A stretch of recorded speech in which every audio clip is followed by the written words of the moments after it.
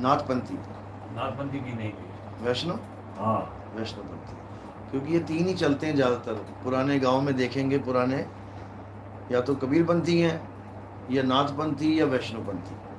बहुत रेयर कोई चांस हो तो गिरीपुरी वाले जो अलग हो जाते हैं, नहीं तो ये तीन ही चलते हैं मेन। तो अच्छी बात है। अभी सब समझ में आ रहा है जो बता रहे हैं सत्संग में? हाँ पूरा पूरा मालूम पड़ता। बहुत अच्छी बात है। पहले मंत्र दिया था गुरुजी ने कुछ, हाँ दिया था। फिर मंत्र छोड़ना होगा, मैंने तो उसको नहीं रटा। चलो कोई बात नहीं। आज प्रथम दीक्षा कर देंगे, उसके बाद दूसरी दीक्षा होगी 6 महीने के बाद। जी। फिर आपको आगे का ज्ञान समझाते रहेंगे साथ साथ। और कौन है? आप सब साथ हैं? हाँ। सारे साथ हैं? वो सब बिलाड़ा से आया। बिलाड़ा से। हाँ, आप कहाँ से जुड़े थे पहले? हम तो पहले मैं आप मेरे को तो दी पहले एक बार हाँ, फोन पे। हाँ, कब दी थी? तारीख याद है? तारीख तो याद नहीं, महीना नहीं याद है, कोई बात नहीं। आप नंबर बताओगे मुझे फ़ोन, तो मैंने सेव किया होगा किस तारीख को मिली है, बाद में पूछेंगे आपसे। पहले कहाँ से लिया था नाम आपने? सेम एक ही गुरुजी से? हाँ, जैसे पहले विजय सिंह जी गुरु थे। अच्छा, जोधपुर के थे। जोधपुर के। यहाँ पे मरीज कबीरपंथी बनाओ कबीरपंथी थे? नहीं, अच्छा, राधा स्वामी राधा स्वामियों से अटैच थे, मतलब उन्हीं से अलग हो गए थे। हाँ। कोई बात नहीं। और कोई अलग किसी गुरु से नाम लिया हो? बाकी सब एक ही से? मैंने राधा स्वामी से लिया। राधा स्वामी में कितने साल थे?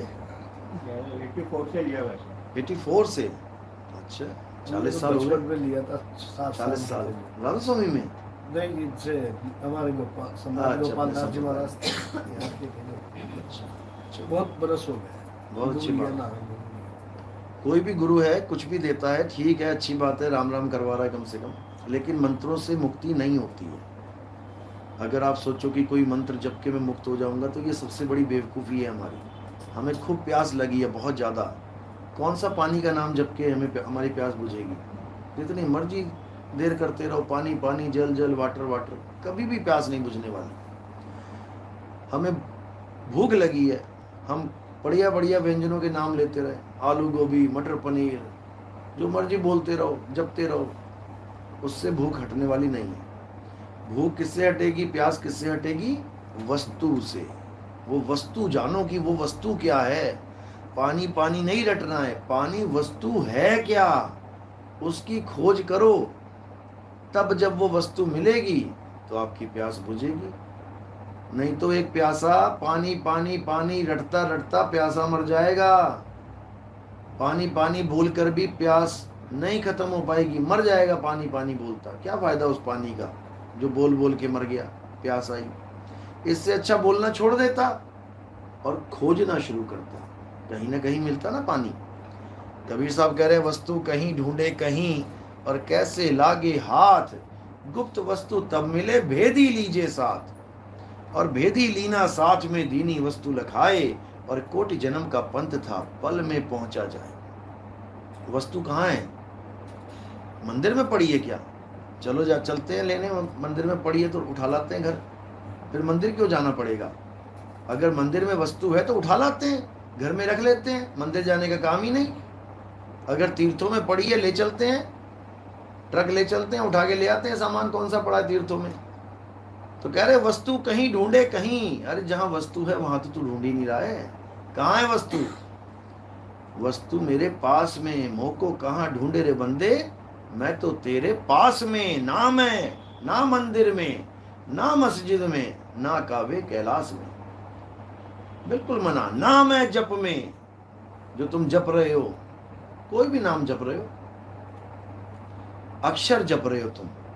अक्षर क्या जप रहे हो? का खा गा गा चा छा जा, ABCD में जितने अक्षर हैं, का खा गा में जितने अक्षर हैं, अगर तुम वो सब जपने लग जाओ, अंग्रेजी के 26 अक्षर, हिंदी के 52 अक्षर, तो तुम सारे भगवानों के नाम उसी में से जप लोगे।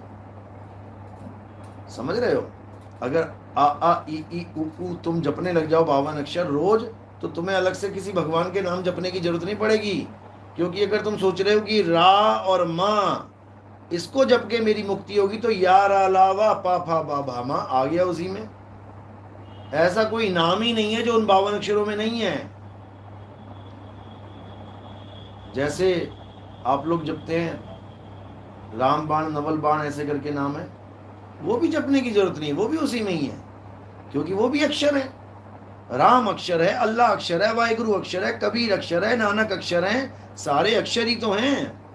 अक्षरों को जपने से परमात्मा नहीं मिलता। जैसे पानी, वाटर, जल, नीर, तोहे, ये सब अक्षर हैं। इनको जपने से परमात्मा, इनको जपने से पानी नहीं मिलता। पानी चाहिए, अक्षर छोड़, गड्ढा खोद। और जब गड्ढा खोदते जाओगे तो वो कुएं का रूप ले लेगा। पहले तो गड्ढा ही होगा। अब एक दिन तुमने गड्ढा खोदा, बंदा कहेगा क्या खोद रहा है, गड्ढा क्यों कर दिया यहाँ पे? वो गड्ढा तब तक बोलेगा जब तक उसमें पानी नहीं आ गया।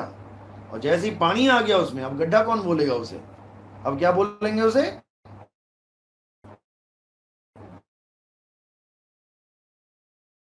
तो अक्षरों को छोड़ना है और कुएं को खोदना है, तब समझेगा। ना मैं त्रिकुटी भंवर गुफा में, ना श्वासों की श्वास में, नहीं प्राण में, नहीं में, इस काया में भी नहीं हूं मैं। कि कोई सोचे कि काया के अंदर परमात्मा बैठा है, बिल्कुल नहीं। नहीं प्राण में, नहीं पिंड में, ना ब्रह्मांड आकाश में। कोई सोचे भगवान ब्रह्मांड में बैठा है, सातवें बादल के ऊपर बैठा है, सातवें आसमान में बैठा है, वहां पर भी नहीं बैठा है। कहाँ है? मैं तो तेरे पास में। अब ये पास कैसे पता लगेगा? जब एक भेदी गुरु तुम्हारे जीवन में आएगा, वो तुम्हें बताएगा ये पास है क्या चीज। जैसे कोई चीज तुम्हारे पास है लेकिन पीठ के पीछे है। ये मोबाइल पड़ा है, पीठ के पीछे पड़ा है, बिल्कुल पास। अब मैं ढूंढ रहा हूं यार, पता नहीं कहाँ चला गया। अब क्या करना है? अब गुरु धारण करना है जो तुम्हें भेद बता दे। क्या बताएगा वो? केवल उलटना है, कोई नाम नहीं जपना, मोबाइल नहीं जपना। वस्तु तेरे पास में है, बस उसका भेद प्राप्त कर। तो साहिब कह रहे हैं उलट समानी आप में। जिधर पीठ है उधर मुंह कर ले, जिधर मुंह है उधर पीठ कर ले, मिल गया परमात्मा। उलट समानी आप में, प्रगटी ज्योत अनंत, साहिब सेवक एक संग खेले सदा बसंत। केवल उलटना ही है, और जो उलट जाएगा उसको परमात्मा मिल जाएगा। तो उलटना किसको है? मैं थोड़ी नहीं उल्टूंगा कि मेरे पीछे खड़ा है। कौन उल्टेगी? सुरता उल्टेगी, सुरत। क्यों? सुरत फंसी संसार में और तासे पर गई दूर। सुरत बांध स्थिर करो, आठों पहर हुजूर। जहां पर भेद बताया जाएगा, गुरु ज्ञान देगा, वहां पर आपने अपनी सूरत को लगा लेना है और कुछ नहीं करना है। तो कहे गगन में अगिया लागी बड़ी भारी, गगन में अगिया लागी बड़ी भारी। सूरज जल गए, चंदा जल गए, 9 लाख तारा जारी, गगन में अगिया लागी बड़ी भारी। कहते कहें कबीर सोई जन बच गए, जिन शब्द में सूरत संभारी, गगन में अगिया लागी बड़ी भारी। केवल वो बचेगा जिसने शब्द में सूरत को स्थिर कर लिया, नहीं तो नहीं बचेगा। अब कौन सा शब्द? शब्दों का बड़ा झगड़ा है। ऐसा कोई गुरु नहीं है पूरे संसार में जो तुम्हें शब्द ना दे। जाके तो देखो तुम। अब शब्दों की वैरायटी जान लो पहले। जैसे किरण हंस जी ने सवाल किया कि गुरुजी भक्ति तो कई प्रकार की है, हर गुरु कुछ ना कुछ भक्ति दे रहा है, लेकिन असली भक्ति क्या है? इसी प्रकार शब्द कई प्रकार के हैं, क्योंकि शब्द की भक्ति है। बिना शब्द के भक्ति करके दिखाए कोई? आज परमात्मा के नाम पे क्या दिया जा रहा है? शब्द ही तो दिए जा रहे हैं। किसी भी गुरु के पास चले जाओ, क्या देगा तुम्हें? हिंदी के शब्द। अगर हिंदुस्तानी गुरु और चेला है, अंग्रेज गुरु और चेला हुए तो हिंदी के शब्द देगा वो। फिर कौन से देगा? अंग्रेजी के। अरब देश का गुरु और चेला है, कौन से शब्द देगा? अरबी के। जापान देश का जापानी के, चीन देश का चाइनीज के। तो एक तो ये शब्द हो गए जो भाषाओं के शब्द होते हैं, इसको रिजेक्ट मार दो, बिल्कुल रिजेक्ट मार दो। कोई हिंदी में नाम दे नहीं लेना, कोई अरबी में नाम दे नहीं लेना, क्योंकि नाम किसी भाषा का गुलाम नहीं है, नहीं है। ये भाषाएं, ये नाम किसने बनाए हैं? अलग अलग देशवासियों ने। हिंदुस्तानियों ने हिंदी के नाम बना लिए, अरब देश वालों ने अरबी के नाम बना लिए, अंग्रेजों ने अंग्रेजी के नाम बना लिए। ये तो फैक्ट्री लगी है, जितने मर्जी बनाते रहो। तुमने ईंट बनाना सीख लिया, तुम चाहे मकान बनाओ, चाहे दुकान बनाओ, चाहे बंगला बनाओ, चाहे खंबा बनाओ, चाहे स्विमिंग पूल बनाओ, हर जगह ईंट लगा दोगे, तुम बना दोगे कुछ ना कुछ। अब ईंट ना होती, बना के दिखाओ कुछ। अक्षर खोज लिए, अक्षर ही ईंट है। ईंट क्या है? दीवार की सिंगल इकाई। दीवार कहने में दीवार है, लेकिन है क्या ये? अभी गिरा दो इसको तो क्या मिलेंगी? ईंटें ईंटें। अब ईंट जो गिर गई हैं उसको दीवार कह के दिखाए कोई? नहीं कहेगा। जब ये खड़ी है एक दूसरे के ऊपर तो अब इसी को गोल गोल गोल गोल कर दिया तो वही ईंट का क्या बन गया? खंबा। अब उसको दीवार कह के दिखाए कोई? अब उसको खंबा कहेंगे। उस खंबे को गिरा दिया, फिर ईंट ईंट अलग हो गई, अब उसको खंबा कह सकता है कोई? कोई नहीं कह सकता। फिर वो ईंट हो गई। इसी प्रकार एक ईंट से तुम जो मर्जी बना लो। इसी प्रकार जो तुमने अक्षर बना लिए हैं, आ ई का खा गा चा टा ठा डा पा पा, जितने मर्जी नाम बना लो भाई तुम, जितने मर्जी जातों के नाम बना लो। मैं ब्राह्मण, मैं शूद्र, मैं वैश्य, मैं क्षत्रिय, ये अक्षर हटा दूं ना, तुम्हारी सबकी जात पात खत्म हो जाएगी, सारे धर्म खत्म हो जाएंगे। हिंदू, मुस्लिम, सिख, ईसाई कैसे बने हैं ये? इन्हीं ईंटों से, इन्हीं अक्षरों से। अक्षर हटा दूं, अब बताओ तुम क्या तुम्हारा धर्म है? हिंदू का हा कहां से आएगा? मुसलमान का मां कहां से आएगा? ईसाई का ई कहां से आएगा? सब खत्म। कबीर साहब जड़ को खत्म करते हैं। ये जड़ है, 52 अक्षर जड़ है, सारे धर्मों की, सारी जात पात की, सब नामों की। इसलिए साहिब कह रहे हैं 52 अक्षर जोरे आन और सकिया न अक्षर एक पहचान। यहां पर 2 अक्षरों की बात हो गई। एक तो जो तुमने जोड़ जोड़ के बना लिए 52 अक्षर जोड़े आन, और एक अक्षर वो है जिसको अविनाशी कहते हैं। अक्षर का मतलब क्या होता है संस्कृत में? शर मतलब नाशवान, आगे आ लग गया, अक्षर यानी अविनाशी। और वो अविनाशी क्या है? आत्मा ही अविनाशी है। हे अर्जुन, आत्मा का ना तो कभी जन्म होता है, आत्मा की कभी मृत्यु नहीं होती। आत्मा को ना तो कोई शस्त्र काट सकता है, ना अग्नि जला सकती है, ना वायु सुखा सकती है, ना जल भिगो सकता है। आत्मा को प्राप्त करना ही जीव का परम लक्ष्य है। किसका? जीव का। अब कोई कहे जीव ही परमात्मा है, जीव ही आत्मा है, उससे बड़ा मूर्ख नहीं है इस दुनिया में कोई जो जीव को परमात्मा कहता है। समझो इस बात को। जब तक समझोगे नहीं तब तक कल्याण होगा नहीं। तो बात यही है, कबीर पंथ में सबसे बड़ी दिक्कत यही है कि जो जीववादी हैं वो आत्मा को नहीं मानते। और साहब क्या कह रहे हैं? आत्म ज्ञान बिना नर भटके। नर क्या है? जीव। नर जीव है और उसको कौन सा ज्ञान चाहिए? आत्म ज्ञान। नित्य खुद का। बस ये समझना है। अब आत्म ज्ञान को क्या कहते हैं? पीव ज्ञान। जीव। जीव क्या हो गया? बेचारा। अब छुड़ाएगा कौन? केवल छूटे आपने जो न छुड़ाए पीव। अब ये पीव क्या है? अगर तो तुम्हें ये समझ में आ गया इसी जन्म में तब तो तुम्हारी मुक्ति, नहीं तो जीव बन के तुम 184 में भटकते रहोगे। ये कुत्ता क्या है? बिल्ली क्या है? सूअर क्या है? ये जड़ चेतन की ग्रंथि है, जीव हैं, ये भटक रहे हैं। कसाईयों के यहाँ गले कट रहे हैं इनके। कौन बचाने वाला है? खुद ना बच सकते ये, इनको बचाएगा पीव। लेकिन अब पीव और जीव के बीच में एक और अवस्था बन जाती है, वो सबसे खतरनाक है। वो है जीव और पीव में एक आत्मा का ही तो रोड़ा बना है अभी। हाँ बिल्कुल, लेकिन इसकी क्लासेस है ना। तो वो पीव कौन है सही? यही समझा रहा हूँ, इतने साल सत्संग में यही समझा रहा हूँ। जीव और पीव में जब तक अंतर नहीं समझ में आ गया तब तक जीव को तुम पीव कैसे कहोगे? कुछ तो अंतर होगा। बर्फ और पानी भले एक है, लेकिन पानी मारा तुम्हारे मुंह पे और बर्फ मारी तुम्हारे मुंह पे, कुछ तो फर्क है। जब तक फर्क नहीं पड़ा तब तक उसका नाम नहीं बदलेगा। अगर जीव और पीव में फर्क है इसका मतलब कुछ तो फर्क है।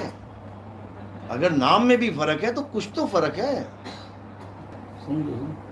आप जीवपंथी तो नहीं कहीं? कहाँ से जुड़े हैं ये? आप बिलड़ गए? नहीं सर। कहाँ से जुड़े आप? मैं नागौर से हूँ सर। कबीरपंथी हैं? हाँ, कबीर से। कहाँ से? कौन से गुरुजी हैं? कहाँ से दीक्षा ली?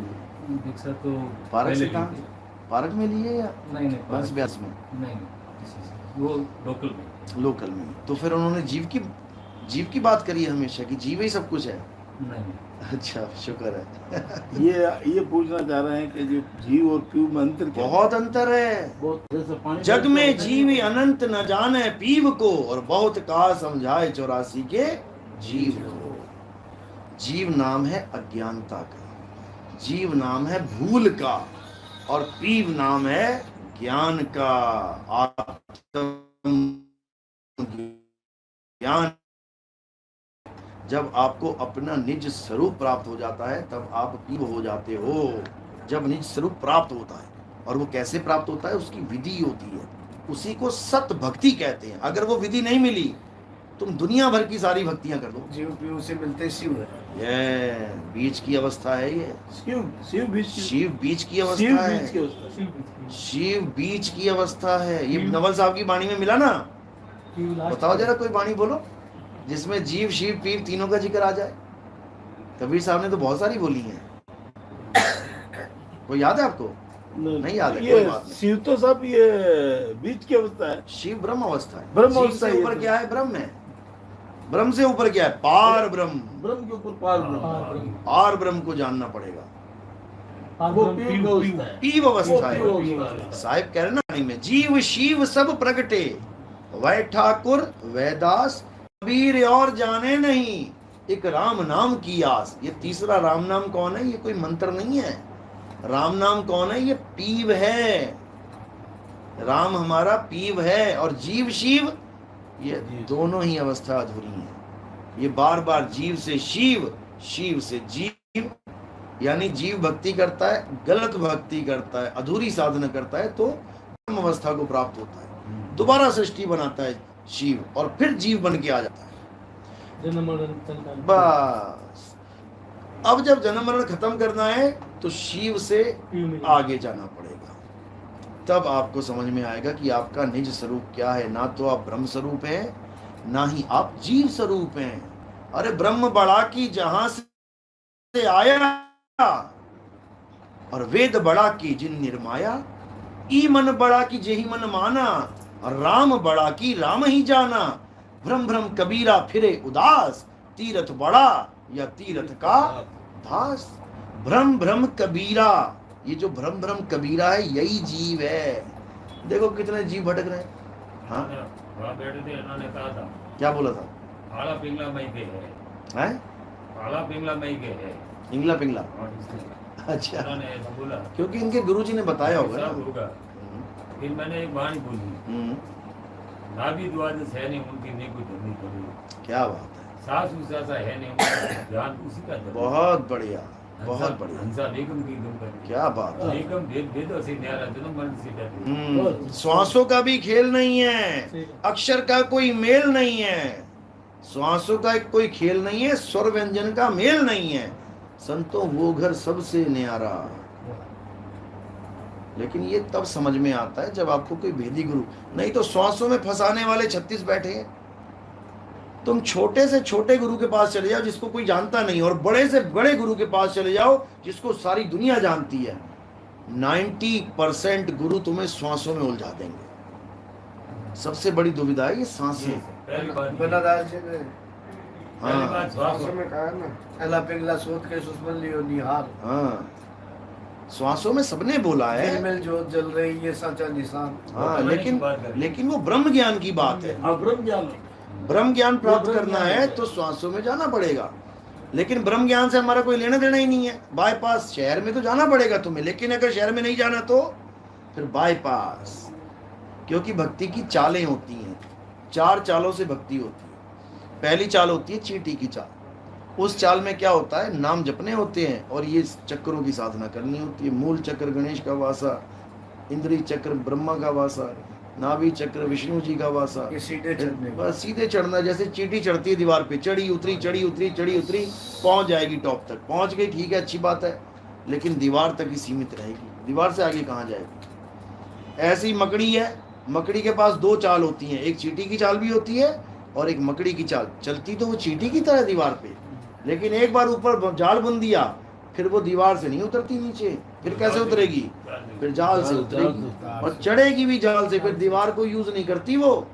इसी प्रकार कुछ भगत ऐसे हैं जो भक्ति करते हैं, पहले तो मंत्र जपते हैं 2.5-2 घंटा, चढ़ाई करते हैं, उसके बाद कानों में उंगलियां डाल के शब्द को सुनते हैं। अगर वो शब्द उनको मिल गया, उसके बाद वो नाम को छोड़ देते हैं, दीवार को छोड़ दिया, अब उस शब्द से रूहानी मंडलों की सैर करते हैं, अंदर गए बाहर आए, अंदर गए बाहर आए। तीसरी चाल है मछली की चाल। मछली की चाल कौन चला है? जो जैसे मछली पानी के उलट चल, पानी इधर जा रहा है, मछली उल्टी छलांग मारेगी।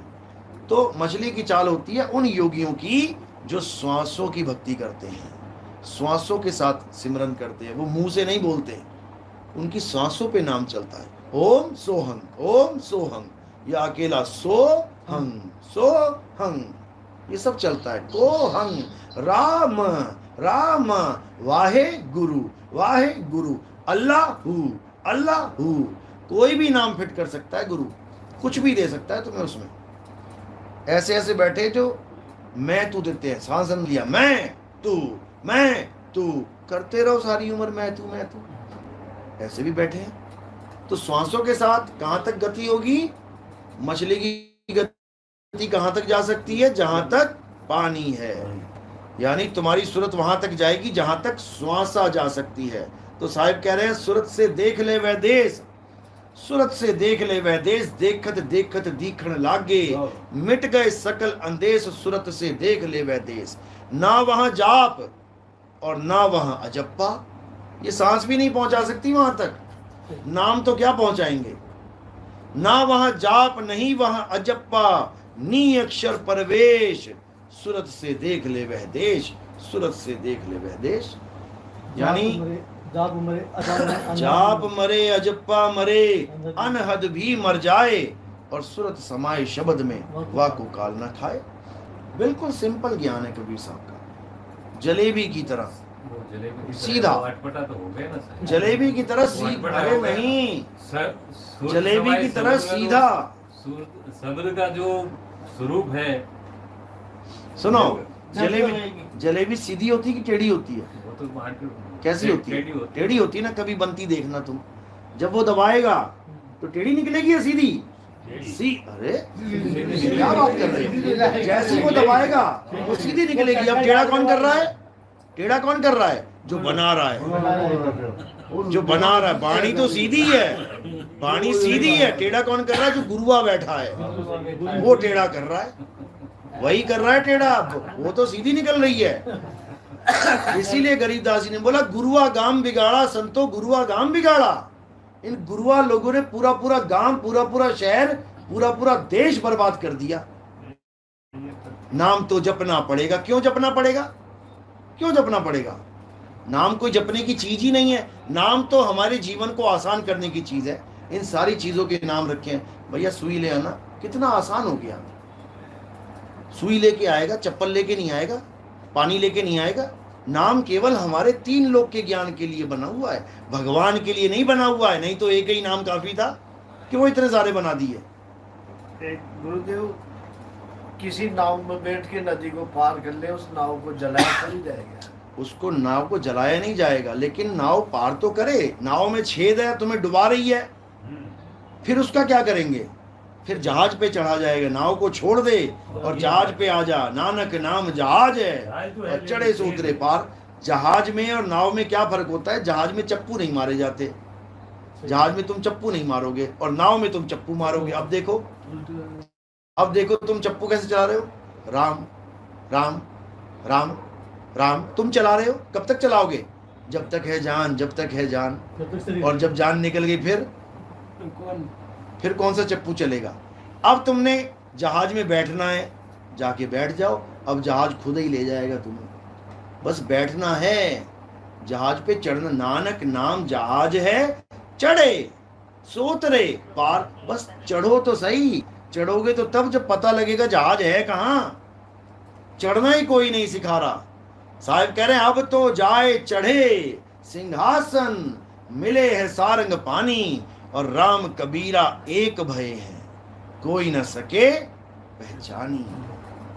ये साहिब की वाणी है कि ये वहां पर 2 नहीं है कि वहां पर तुम्हें कोई परमात्मा मिलेगा। साहिब कहते हैं तू करता तू भया, मैं तू करता था, तू ही हो गया और मुझ में रहा ना हूं का मतलब होता है अपना अलग अस्तित्व बना लेना।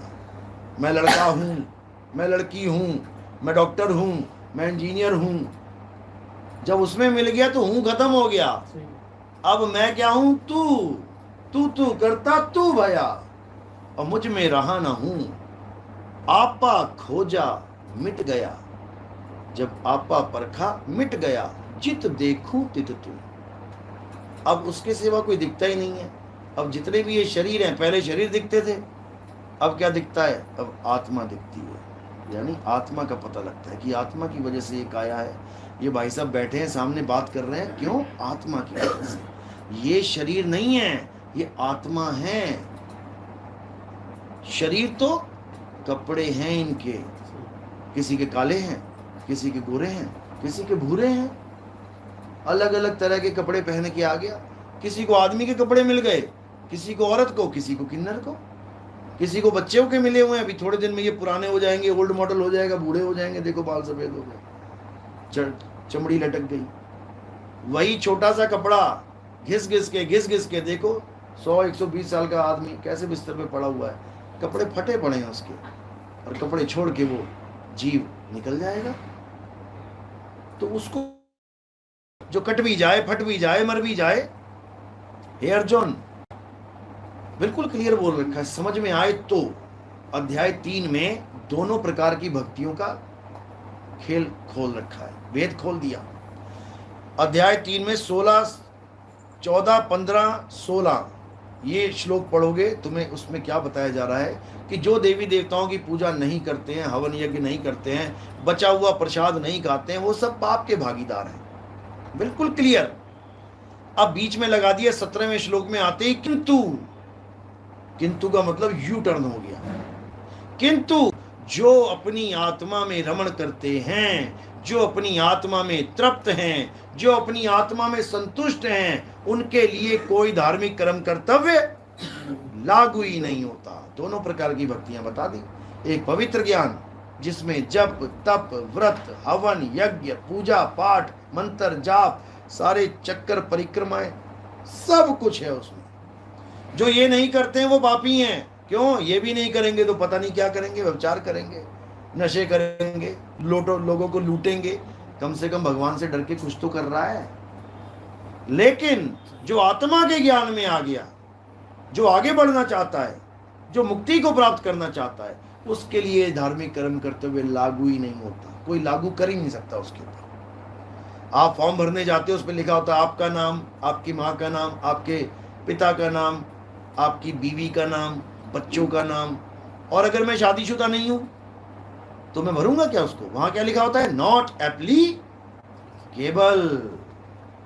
तुम्हें भरने की जरूरत ही नहीं है क्योंकि तुम्हारी शादी नहीं हुई।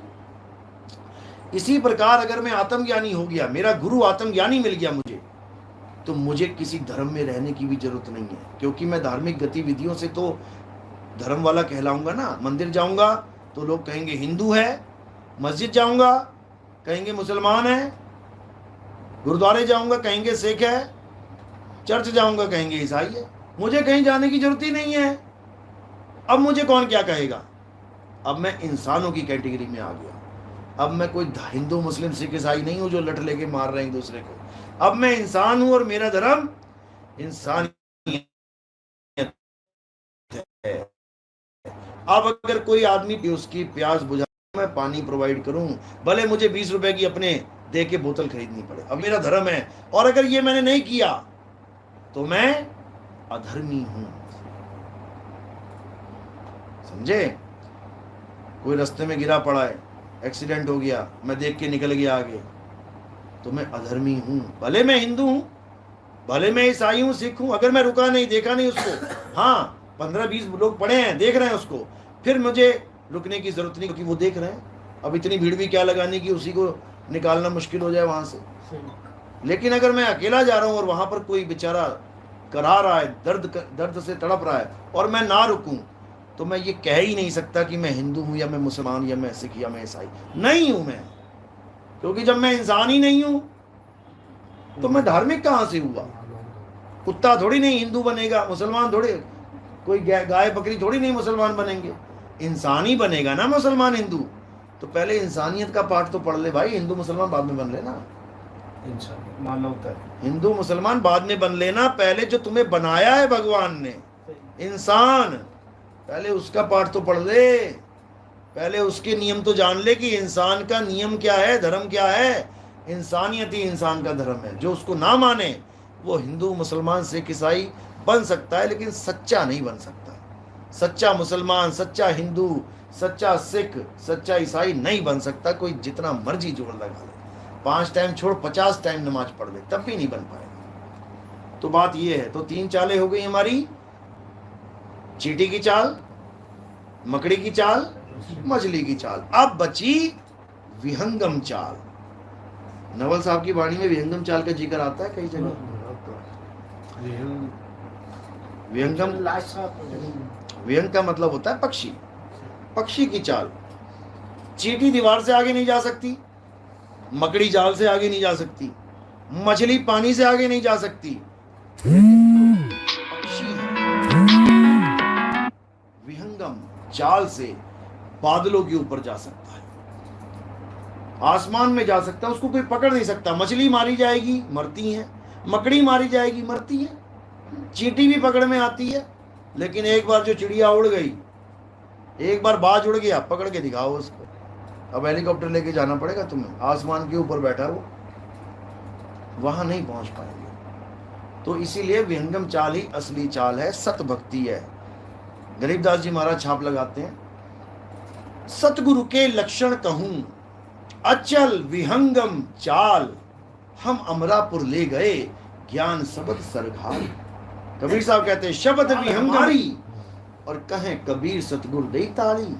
इस 3 लोक से, इस माया जाल से निकलने की चाबी सतगुरु देते हैं। शब्द विहंगम चाल हमारी, कहें कबीर सतगुरु दई तारी। खुले कपाट शब्द झनकारी और पिंड अंड के पार, सो देश हमारा है और कर नैनो दीदार, महल में प्यारा है।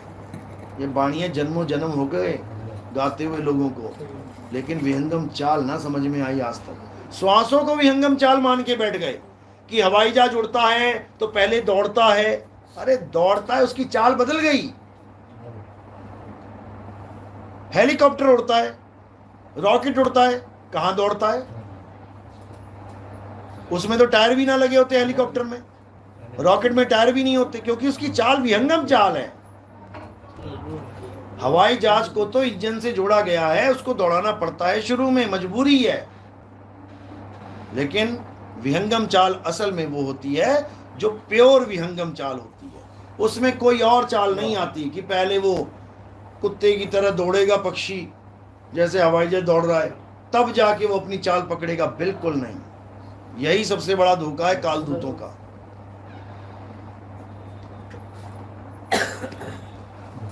तो विहंगम चाल ही असली चाल है। विहंगम का मतलब है अपनी सूरत को सीधे अपने तक पहुंचा देना,